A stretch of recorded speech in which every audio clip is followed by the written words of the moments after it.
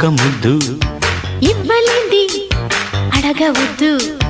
వద్దు వద్దు అంటూ పోతే చిన్నదాన ఎప్పుడంట ఇచ్చేదంట. తన్ని ముద్దు ఇచ్చుకుంటే చిన్నవాడ పెళ్లి దాకా ఆగవంట. కళ్ళతోటి పిళ్ళయింది చాలే ఇవ్వు ఇవ్వు